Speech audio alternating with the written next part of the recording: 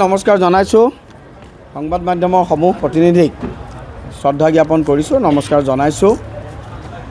৩৫ নং নিউ গুৱাহাটী বিধানসভা সমষ্টিত আজি আমাৰ এই মুখ্য নিৰ্বাচনী কাৰ্যালয় আৰু এই মুখ্য নিৰ্বাচনী কাৰ্যালয়ত আমাৰ মাজত উপস্থিত আছে আমাৰ সন্মানীয় জিলা সাধাৰণ সম্পাদক মাননীয় চিন্ময় শৰ্মা ডাঙৰীয়া। আমাৰ মাজত উপস্থিত আছে এই সমষ্টিৰ সন্মানীয় নিৰ্বাচনী প্ৰভাৰী ইনচাৰ্জ জয়ন্ত ডেকা ডাঙৰীয়া। আমাৰ মাজত উপস্থিত আছে সন্মানীয় মণ্ডল সভাপতি সৰংগম বৰদলৈ ডাঙৰীয়া বাহিনী মণ্ডল, আৰু আমাৰ লগত উপস্থিত আছে আমাৰ কেইবাগৰাকী পাৰিষদ।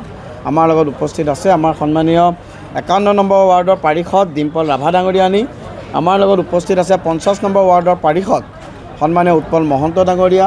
আমাৰ লগত উপস্থিত আছে ৪৯ নম্বৰ ৱাৰ্ডৰ পাৰিষদ সন্মানীয় অৰূপ ডেকা ডাঙৰীয়া। আমাৰ লগত উপস্থিত আছে ৫৯ নম্বৰ ৱাৰ্ডৰ পাৰিষদ সন্মানীয় অসীম শইকীয়া ডাঙৰীয়া, আৰু আমাৰ লগত উপস্থিত আছে সন্মানীয় অভিক সোম ডাঙৰীয়া। মই সকলোকে নমস্কাৰ জনাইছোঁ। দুটা বিশেষ কথাৰ কাৰণে আচলমতে আমি মাননীয় মুখ্যমন্ত্ৰী মহোদয়ক এটা বিশেষ ধন্যবাদ জ্ঞাপন কৰিবৰ কাৰণে আমি আজি ইয়াত এই প্ৰেছ মিটখন আহ্বান কৰিছোঁ। আমি জানো যে ১,৯২,০০০জন ভোটাৰৰে গঠিত এই নিউ গুৱাহাটী বিধানসভা সমষ্টি, ৩৫ নং নিউ গুৱাহাটী বিধানসভা সমষ্টি, আৰু অসমৰ সামাজিক সাংস্কৃতিক ৰাজনৈতিক বৌদ্ধিক সকলো ক্ষেত্ৰতে এই সমষ্টিয়ে সদায় গাম্ভীৰ্যতা ৰক্ষা কৰি আহিছে, নিজস্ব এক ঐতিহ্য বহন কৰি আহিছে। আৰু এই সমষ্টিত প্ৰায় ৮০,০০০ পৰা ৯০,০০০ ভোটাৰ্ছ পাহাৰ অঞ্চলত বাস কৰে। এইকেইদিন মই যেতিয়া বিভিন্ন অঞ্চলসমূহ গৈছিলোঁ, বিভিন্ন ৱাৰ্ডত মই গৈছিলোঁ, তেতিয়া দেখিছিলোঁ যে আমাৰ সন্মানীয় প্ৰধানমন্ত্ৰী নৰেন্দ্ৰ মোদী ডাঙৰীয়াৰ নেতৃত্বত, অসমৰ মাননীয় মুখ্যমন্ত্ৰী ডক্টৰ হিমন্ত বিশ্ব শৰ্মা ডাঙৰীয়াৰ নেতৃত্বত, আমাৰ সন্মানীয় বিধায়ক সিদ্ধাৰ্থ ভট্টাচাৰ্য ডাঙৰীয়াৰ নেতৃত্বত, আৰু সন্মানীয় মেয়ৰ মৃগেন শৰণীয়া ডাঙৰীয়াৰ নেতৃত্বত আমাৰ প্ৰতিজন পাৰিষদে যিমান কাম কৰিছিল, আৰু মিউনিচিপালিটি বিশেষকৈ যিটো শ্লোগান আছিল পথ পোহৰ পানী, এই শ্লোগানৰ ভিত্তিত যিমানখিনি আমি কাম কৰিছিলোঁ, মোৰ কাম আচলতে বহুত সহজ হৈ আছিলে। মোৰ কাম বহু পৰিমাণে সহজ হৈ আছিল, আৰু মই কেৱল ৰাইজৰ আশীৰ্বাদ ল'বলৈ গৈছিলোঁ।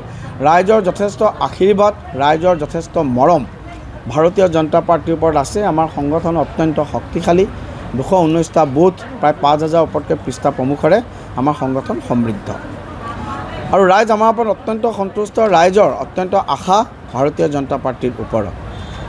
তাৰ মাজতো ৰাইজৰ কিছু জেনুইন কনচাৰ্ণ আছিল, আৰু এই জেনুইন কনচাৰ্ণৰ ভিতৰত আমি যেতিয়া পাহাৰ অঞ্চলত গৈছিলোঁ বা ইয়াত বিভিন্ন অঞ্চলত আমি দেখিছিলোঁ যে ভূমিপট্টাৰ এটা সমস্যা আছিল।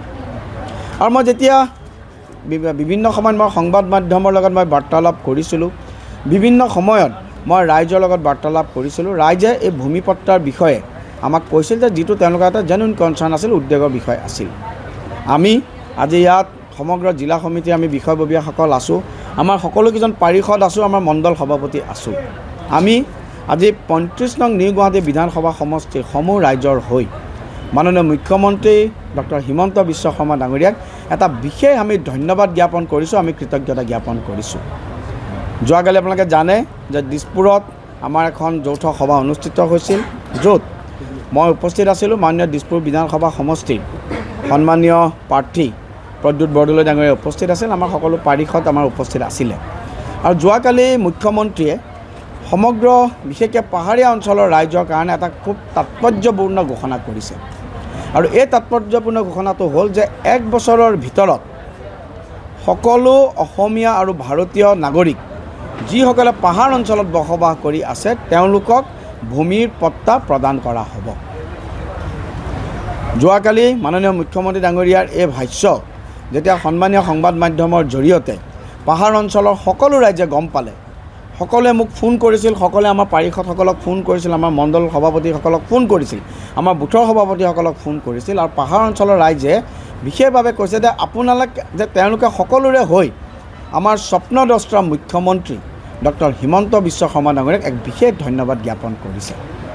আমি দেখিছিলোঁ যে বহু সময়ত কিছুমান বিৰোধী দলে মানুহৰ মাজত অপপ্ৰচাৰ চলাব গৈছিল যে তেওঁলোকক উচ্ছেদ কৰা হ'ব পাৰে, যিহেতু আমি দেখিছিলোঁ যে বাকী ৰাজনৈতিক দলসমূহ কোনো যিহেতু এতিয়া অস্তিত্ব নাইকিয়া, তেওঁলোকে কেৱল ওপৰে ওপৰে প্ৰচাৰ চলাই থাকিব লগা হৈছে। সেই সময়ত তেওঁলোকে কিছুমান ফেক নেৰেটিভ সৃষ্টি কৰিব চাইছিল। গতিকে যোৱাকালি মুখ্যমন্ত্ৰীৰ এই ঘোষণাই আচলতে সমগ্ৰ গুৱাহাটীবাসীৰ ৰাইজক, বিশেষকৈ পাহাৰ অঞ্চলৰ ৰাইজক খুব আশ্বস্ত কৰিছে। মই পুনৰাই 35 নং নিউ গুৱাহাটী বিধানসভা সমষ্টিৰ বিশেষকৈ পাহাৰ অঞ্চলৰ সমূহ ৰাইজৰ হৈ মই আমাৰ সমূহ পাৰিষদৰ হৈ পেলাই মই মাননীয় মুখ্যমন্ত্ৰী মহোদয়ক ধন্যবাদ জ্ঞাপন কৰিছোঁ। যোৱাকালি মুখ্যমন্ত্ৰী মহোদয়ে অনাগত সময়ত গুৱাহাটীৰ বিষয়ে তেখেতৰ সপোন কি আছে এইখিনি কথা সকলোৰে আগত বৰ্ণনা কৰিছিল, বক্তব্য ৰাখিছিল। তেখেতে কৈছে যে আমাৰ 60টা ৱাৰ্ড আছে আৰু এই নিউ গুৱাহাটী বিধানসভা সমষ্টিত 17টা ৱাৰ্ড পৰে। এই 17টা ৱাৰ্ডত 20 কোটিকৈ টকা তেখেতে ৰাস্তা বনাবৰ কাৰণে দিব। ইতিমধ্যে আমাৰ বহু সময় অঞ্চলত ৰাস্তা ঘাট প্ৰায় সম্পূৰ্ণ হৈছে। PWD ডিপাৰ্টমেণ্টে বনাইছে, আমাৰ বিধায়ক সিদ্ধাৰ্থ ভট্টাচাৰ্য ডাঙৰীয়াৰ নেতৃত্বত হৈছিল, আমাৰ মিউনিচিপালিটি কাউন্সিলৰসকলৰ নেতৃত্বত হৈছিলে। কিন্তু মাননীয় মুখ্যমন্ত্ৰীৰ এই ঘোষণাই এতিয়া মই বিভিন্ন সময়ত জুৰিপাৰ অঞ্চলত গৈছিলোঁ, ৰাইজক খুব সকাহ দিছে, ৰাইজক খুব আশ্বস্ত কৰিছে। গতিকে মই এই ক্ষেত্ৰতো মাননীয় মুখ্যমন্ত্ৰী মহোদয়ক ধন্যবাদ জ্ঞাপন কৰিছোঁ। মই যেতিয়া এই সময়ত বিভিন্ন অঞ্চলত গৈছিলোঁ, কেইবাখনো উন্নয়ন সমিতিত গৈছিলোঁ, উন্নয়ন সমিতিসমূহে মোক যিবোৰ মেমৰেণ্ডাম দিছিল, এই মেমৰেণ্ডামত যেনেকৈ ৰাস্তা ঘাটৰ কথা আছিল, নামঘৰৰ কথা আছিল, মন্দিৰৰ কথা আছিল, খোৱা পানীৰ কথা আছিল, তাৰ লগে লগে মই মোৰ নিৰ্বাচনী ভাষণসমূহত উল্লেখ কৰিছোঁ এটা খুব তাৎপৰ্যপূৰ্ণ, তেওঁলোকে মোক এটা মেমৰেণ্ডামত বিষয় উল্লেখ কৰিছিল যে প্ৰত্যেকখন উন্নয়ন সমিতিত এটা লাইব্ৰেৰীৰ বিষয়ে তেওঁলোকে উল্লেখ কৰিছিল। আৰু আমি জানো যে আজি যান্ত্ৰিকতাৰ যুগত, এআইৰ যুগত যদিও কিতাপ পঢ়াৰ সংখ্যা কমি গৈছে, কিতাপৰ পঢ়াৰ কোনো বিকল্প নাইকিয়া। যুৱ প্ৰজন্মক কিতাপৰ লগত চিনাকি কৰি দিয়া, মাতৃভাষাৰ কিতাপৰ লগত চিনাকি কৰি দিয়া, আৰু কিতাপ অধ্যয়নৰ জৰিয়তে গ্ৰন্থ অধ্যয়নৰ বিকল্প কেতিয়াও AI হ'ব নোৱাৰে, গ্ৰন্থ অধ্যয়নৰ বিকল্প কেতিয়াও ইণ্টাৰনেট হ'ব নোৱাৰে, কেতিয়াও কম্পিউটাৰ হ'ব নোৱাৰে। গতিকে যোৱাকালি মুখ্যমন্ত্ৰী মহোদয়ে, মই ভাবোঁ আপোনালোকে জানে যে এইবাৰ মুখ্যমন্ত্ৰী মহোদয়ে গ্ৰন্থ বৰ্ষ হিচাপে আমি 2025 বৰ্ষটো আমি পালন কৰিছোঁ। এইটো এটা ভিজনেৰী আমাৰ আছিল। মই ভাবোঁ যে মাননীয় সংবাদ মাধ্যমে এই ক্ষেত্ৰত আমি সকলোৱে এটা তাৎপৰ্যপূৰ্ণভাৱে সমগ্ৰ অসমত আমি প্ৰচাৰ চলাব লাগে। কিতাপ পঢ়া আৰু কিতাপ পঢ়াৰ এক আন্দোলন গঢ়ি তোলাৰ ক্ষেত্ৰত আমাৰ মাননীয় ডক্টৰ হিমন্ত বিশ্ব শৰ্মা ডাঙৰীয়াৰ নেতৃত্বত আমাৰ চৰকাৰে যিখিনি প্ৰচেষ্টা লৈছে, যোৱাবাৰ মই যেতিয়া প্ৰথম বিধায়ক হিচাপে মই বাজেট অধিৱেশনত মই অংশগ্ৰহণ কৰিছিলোঁ, তাত অসম চৰকাৰে উল্লেখ কৰিছিল যে 1000জন যুৱ সাহিত্যিকক 25,000 টকা দিয়া হ'ব। অৰ্থাৎ উৎসাহ যোগোৱা হৈছিল যুৱ সাহিত্যিকক। গতিকে কিতাপৰ প্ৰতি, গ্ৰন্থৰ প্ৰতি, আৰু গ্ৰন্থই এখন সমাজৰ বাবে কি বিশেষ গুৰুত্ব বহন কৰে, ৰাস্তা ঘাট উন্নয়ন, পথ নিৰ্মাণ, খোৱা পানী নিৰ্মাণ, গুৱাহাটীৰ উদ্যোগীকৰণ, ক্লিন গুৱাহাটী, গ্ৰীণ গুৱাহাটী, কৃত্ৰিম বানপানীৰ নিয়ন্ত্ৰণৰ লগে লগে মাননীয় মুখ্যমন্ত্ৰী ডক্টৰ হিমন্ত বিশ্ব শৰ্মা ডাঙৰীয়াই গ্ৰন্থ অধ্যয়নৰ ওপৰতো গুৰুত্ব আৰোপ কৰিছে। আৰু তেখেতে যোৱাকালি এটা খুব সুন্দৰ তেখেতে ঘোষণা কৰিছে যে প্ৰত্যেকটো ৱাৰ্ডত সন্মানীয় পাৰিষদসকলৰ লগত আলোচনা কৰি, সন্মানীয় বিধায়কসকলৰ লগত আলোচনা কৰি এটা ডিজিটেল লাইব্ৰেৰী আৰু এটা পুথিভঁৰাল স্থাপন কৰিবৰ কাৰণে মাননীয় মুখ্যমন্ত্ৰী হিমন্ত বিশ্ব শৰ্মা ডাঙৰীয়াই যোৱাকালি প্ৰতিশ্ৰুতি দিছে। 2 লাখ আমি মহিলাৰ কাৰণে 2 লাখ চাকৰিৰ কথা তেওঁ কৈছে, আৰু ব্যক্তিগতভাৱে আপোনালোকে আমি ইতিমধ্যে কৈছোঁ যে 2 লাখ চাকৰিৰ ক্ষেত্ৰত নিউ গুৱাহাটীবাসী সমষ্টিৰ যাতে ছাত্ৰ ছাত্ৰীসকলৰ তাত শ্বেয়াৰ থাকে, সেই হিচাপে নিউ গুৱাহাটীৰ ছাত্ৰ ছাত্ৰীসকলক সক্ষম আৰু প্ৰস্তুত কৰি তুলিবৰ কাৰণে মই আমাৰ সন্মানীয় পাৰিষদসকল আৰু নিউ গুৱাহাটীবাসী বিজ্ঞ ৰাইজৰ উদ্যোগত এটা কোচিং চেণ্টাৰ স্থাপন কৰিম। মই মোৰ এই ঘোষণা পত্ৰত সেইখিনি কথা মই উল্লেখ কৰিছোঁ, য'ত অন্ততঃ এটা ফাউণ্ডেশ্যন আমি ছাত্ৰ ছাত্ৰীসকলৰ কাৰণে যাতে আমি গঢ়ি তুলিব পাৰোঁ। আমাৰ নেশ্যনেল এডুকেশ্যন পলিচিৰ জৰিয়তে ছাত্ৰ ছাত্ৰীসকলক স্কিল কৰিবৰ কাৰণে সম্পূৰ্ণৰূপে ব্যৱস্থা গ্ৰহণ কৰা হৈছে। গতিকে স্কিল ডেভেলপমেণ্ট, আমাৰ যি য়ং এণ্টাৰপ্ৰেনাৰ আছে, য়ং এণ্টাৰপ্ৰেনাৰসকলক প্ৰয়োজন সাপেক্ষে সেই ক্ষেত্ৰত বিশেষজ্ঞ আৰু ছাকচেছফুল এণ্টাৰপ্ৰেনাৰৰ লগত যাতে আমি কেতিয়াবা ইণ্টাৰেকশ্যন কৰাব পাৰোঁ, তাৰ কাৰণে সমষ্টি ভিত্তিক কিছুমান আজি যিটো মিটআপ চেণ্টাৰ কনচেপ্ট আছে, তাৰ কাৰণে আমি নিশ্চিতভাৱে আমি চেষ্টা কৰিম। গতিকে মই নিউ গুৱাহাটীবাসীৰ ৰাইজৰ কাৰণে গুৱাহাটীবাসীৰ ৰাইজৰ কাৰণে মাননীয় মুখ্যমন্ত্ৰী মহোদয়ে যোৱাকালি আৰু এটা তেখেতে কৈছে যে মহিলাসকলৰ বাবে সুলভ মূল্যত খাদ্যৰ যোগান। গতিকে এপিনে অন্ত্যোদয়া, আমাৰ মাননীয় পণ্ডিত দীনদয়াল উপাধ্যায়ে যিটো আমাক কনচেপ্ট দিছে যে সমাজৰ প্ৰতিখন চৰকাৰে সমাজৰ শেষৰজন ব্যক্তিৰ কথা চিন্তা কৰি কাম কৰিব লাগে, দিছ ইজ অন্ত্যোদয়া। গতিকে অন্ত্যোদয়াৰ লগে লগে ইণ্ডাষ্ট্ৰিয়েলাইজেশ্যন, অন্ত্যোদয়াৰ লগে লগে যুৱ প্ৰজন্মক স্কিল কৰা, অন্ত্যোদয়াৰ লগে লগে স্বাস্থ্য, শিক্ষা, লাইব্ৰেৰীৰ পৰা আৰম্ভ কৰি পথ নিৰ্মাণৰ পৰা আৰম্ভ কৰি ভূমিপট্টা প্ৰদানৰ পৰা আৰম্ভ কৰি সকলো ক্ষেত্ৰতে মাননীয় মুখ্যমন্ত্ৰী ডক্টৰ হিমন্ত বিশ্ব শৰ্মা ডাঙৰীয়াৰ নেতৃত্বত আমি এটা খুব সৰ্বাত্মক ভিজন লৈ ভাৰতীয় জনতা পাৰ্টি চৰকাৰ আগবাঢ়িছে আৰু ইতিমধ্যে আমি খুব আশাবাদী যে হয়তো স্বাধীনতাৰ পিছত এবাৰ প্ৰথমবাৰৰ বাবে একপক্ষীয় নিৰ্বাচন আমি অসমত দেখিছোঁ।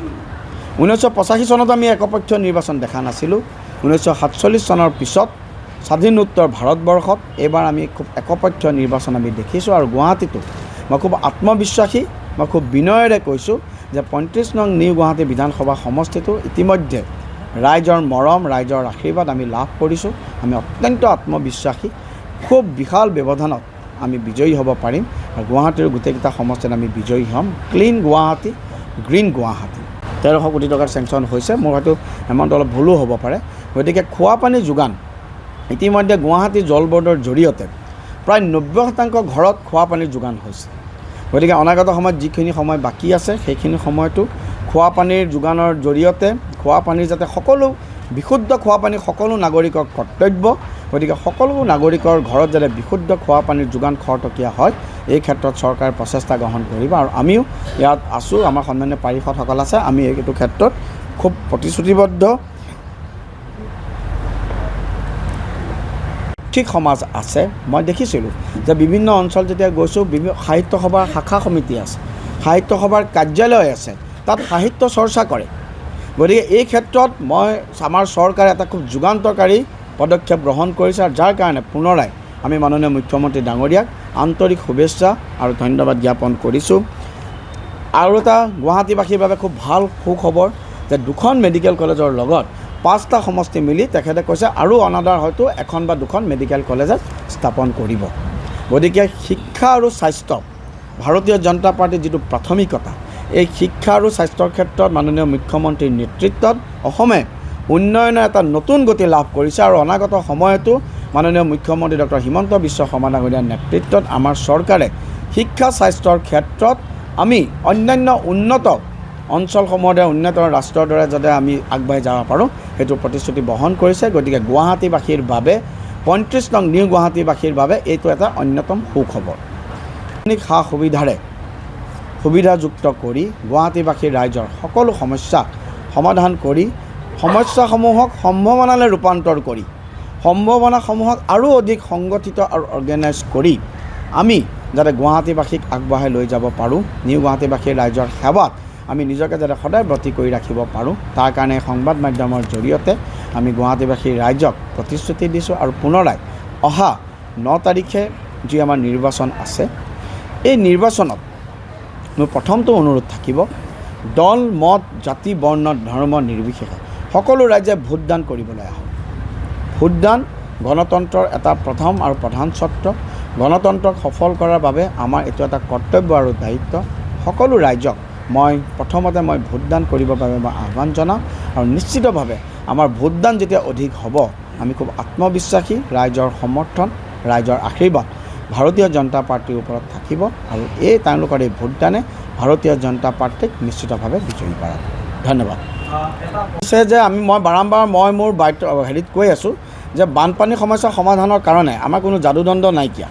বানপানী সমস্যা নিয়ন্ত্ৰণৰ কাৰণে কিমানখিনিলৈকে আমি আগবাঢ়ি যাব পাৰোঁ আমি হাতত সময় ল'ম। মোৰ প্ৰত্যেকটো ভাষণত, প্ৰত্যেকটো মোৰ প্ৰেছ ষ্টেটমেণ্টত এইটো কথা স্পষ্টভাৱে উল্লেখ কৰিছোঁ। ইতিমধ্যে 59 নম্বৰ ৱাৰ্ডত থকা আমাৰ অসীম শইকীয়া ডাঙৰীয়া আছে, শিলসাকু বিলত চৰকাৰে যথেষ্ট সাহসী সিদ্ধান্ত লৈ পেলাই আমি এটা পাইলট প্ৰজেক্টৰ কথা ঘোষণাও কৰিছোঁ আৰু মই আশা কৰিছোঁ যে অনাগত সময়ত আমি খুব সুন্দৰভাৱে আমি কৃত্ৰিম বানপানী নিয়ন্ত্ৰণৰ ক্ষেত্ৰত আমি সফলতা অৰ্জন কৰিব পাৰিম। ইমানে বাঢ়িব নিশ্চিতভাৱে। মোৰ প্ৰতিদ্বন্দ্বী আছে, কংগ্ৰেছ দলৰ সন্মানীয় শান্তনু বৰা ডাঙৰীয়া আছে, আপৰ প্ৰাৰ্থী আছে কুশল শৰ্মা ডাঙৰীয়া আছে, কিন্তু নিশ্চিতভাৱে প্ৰতিদ্বন্দ্বিতা কংগ্ৰেছৰ মোৰ ভাল বন্ধু শান্তনু বৰা ডাঙৰীয়াৰ লগত হ'ব। কিন্তু মই অত্যন্ত আত্মবিশ্বাসী, এইটো এটা আদৰ্শৰ যুঁজ আৰু আদৰ্শৰ যুঁজত ভাৰতীয় জনতা পাৰ্টিক ৰাইজে ইতিমধ্যে আশীৰ্বাদ প্ৰদান কৰিছে আৰু এই আদৰ্শৰ যুঁজত ভাৰতীয় জনতা পাৰ্টি হিচাপে মই বিশাল সংখ্যক ব্যৱধানত জয়ী হ'বলৈ সক্ষম হ'ম। পুনৰাই কৈছোঁ, আমাৰ চৰকাৰ সাহসী চৰকাৰ, সৎ শাসনতন্ত্ৰ। ভাৰতীয় জনতা পাৰ্টিৰ এই মূল মন্ত্ৰ। কিছুমান ক্ষেত্ৰত সাহসী সিদ্ধান্ত ল'ব পৰাটো এখন চৰকাৰৰ কৃতিত্ব, কিন্তু এই সাহসী সিদ্ধান্তৰ লগে লগে উন্নয়নমূলক কাম কাজতো ভাৰতীয় জনতা পাৰ্টি চৰকাৰে যিমানখিনি কৃতিত্বমূলক কাম কৰিছে, কিছুসংখ্যক উচ্ছেদিত পৰিয়ালক ক্ষতিপূৰণ দিয়াৰ কামত যিখিনি ক্ষেত্ৰত আমি কৰিছোঁ, গতিকে নিশ্চিতভাৱে এই ক্ষেত্ৰত চৰকাৰে সিদ্ধান্ত ল'ব। কিন্তু আমি পুনৰাই কৈছোঁ, আমাৰ নীতি হৈছে ব্যক্তি শেষত, সংগঠন ছেকেণ্ড, কাণ্ট্ৰি ফাৰ্ষ্ট। দেশৰ স্বাৰ্থত, জাতিৰ স্বাৰ্থত সকলোকে লৈ আমি আগবাঢ়িব লাগিব গুৱাহাটীবাসীৰ উন্নয়নৰ স্বাৰ্থত। কিন্তু মই এটা আশ্বস্ত কৰিছোঁ, মই পুনৰাই কৈছোঁ যে আমাৰ প্ৰতিটো উচ্ছেদিত পৰিয়ালে ইতিমধ্যে ক্ষতিপূৰণ পাইছে শিলসকল, কিন্তু তাৰ লগে লগে পাহাৰত বাস কৰা আৰু সকলো ভূমিপট্টাৰ কাৰণে যিসকলৰ জেনুইন কনচাৰ্ণ আছে, সকলো লোকে 1 বছৰৰ ভিতৰত ভূমিপট্টা পাব। যোৱাকালি মুখ্যমন্ত্ৰীৰ যিটো মূল ঘোষণা, এই ঘোষণাই গোটেই গুৱাহাটীবাসীৰ মাজত, বিশেষকৈ পাহাৰ অঞ্চলৰ মানুহৰ মাজত এক বিৰাট আশাৰ সঞ্চাৰ কৰিছে, বিৰাট পজিটিভিটিৰ এক সঞ্চাৰ কৰিছে। ধন্যবাদ। সময়ে সময়ে কিছুমান হিটলাৰৰ প্ৰচাৰ মন্ত্ৰী আছিল জোচেফ গোৱেলছ। নাজিৰ বিৰুদ্ধে ঘৃণা সৃষ্টি কৰাৰ মূল মেকানিজম আছিল তেওঁ গোৱেলছৰ প্ৰচাৰ, আমি যিটো কওঁ। গতিকে আজিৰ দিনত কংগ্ৰেছ সম্পূৰ্ণৰূপে হতাশগ্ৰস্ত। কংগ্ৰেছৰ ক'তো সংগঠন নাই। আপোনালোকে এইবাৰ বহুতে কৈ আছে যে এইবাৰ আপোনালোকে চাওক, যিটো পঞ্চায়ত নিৰ্বাচন হৈছিল, প্ৰথমবাৰৰ কাৰণে পঞ্চায়ত নিৰ্বাচনত কংগ্ৰেছে আপাৰ আছামত এজনো জিলা পৰিষদ জিকিবলৈ সক্ষম হোৱা নাই। আমাৰ 60টা ৱাৰ্ডৰ ভিতৰত 60টা ৱাৰ্ডে ভাৰতীয় জনতা পাৰ্টীৰ অসম গণ পৰিষদ। কংগ্ৰেছৰ সংগঠন নাই, কংগ্ৰেছৰ নেতৃত্ব নাই, কংগ্ৰেছৰ এজেণ্ডা নাই। গতিকে গোৱেলছৰ জোচেফ গোৱেলছৰ যিটো ঘৃণনীয় প্ৰচাৰ, যিটো প্ৰপগেণ্ডা, আৰু আমি জানো যে জৰ্জ সৰজৰ নেতৃত্বত যিটো ডিপ ষ্টেট গেং, এই ডিপ ষ্টেট গেংকৰ যিটো পুতলা ৰাহুল গান্ধীৰ নেতৃত্বত এইটো এটা ফেক নেৰেটিভ সৃষ্টি কৰিছে। পৱন খেৰা ডাঙৰীয়া এগৰাকী হতাশগ্ৰস্ত ব্যক্তি। পৱন খেৰা ডাঙৰীয়া, মই যোৱাকালি যিটো কাম তেখেতে কৰিছে, আচলমতে তেখেতে সম্পূৰ্ণৰূপে AI প্ৰয়োগ কৰি পেলাই, সম্পূৰ্ণৰূপে মিছা তথ্যৰ যোগান ধৰি পেলাই তেখেতে যিখিনি যোৱাকালি তথ্য দিলে, নিশ্চিতভাৱে এতিয়া তেওঁ মিউজিক ফেচ কৰিব লাগিব পৱন খেৰা ডাঙৰীয়াই। কংগ্ৰেছৰ এই সকলো সচেতন সকলো ৰাইজে কংগ্ৰেছৰ এই কামৰ কাণ্ডক অত্যন্ত গৰিহণা দিছে। মোৰ আচলতে কংগ্ৰেছলৈ বেয়াহে লাগিছে। কংগ্ৰেছে যি কৰে সকলোতে এক্সপ'জ হয়। কংগ্ৰেছৰ এই কামক, পৱন খেৰা ডাঙৰীয়াৰ কামক আমি অত্যন্ত গৰিহণা দিছোঁ, নিকৃষ্ট বুলি কৈছোঁ। এজন নিকৃষ্টতম ব্যক্তিয়ে এনেকুৱা কাম কৰিব পাৰে, আৰু পৱন খেৰা এই নিকৃষ্টতম ব্যক্তিৰ তালিকাত পৰে। ধন্যবাদ। যিকোনো খবৰৰ বাবে যোগাযোগ কৰক আমাৰ এই নম্বৰত 9181 307 2221।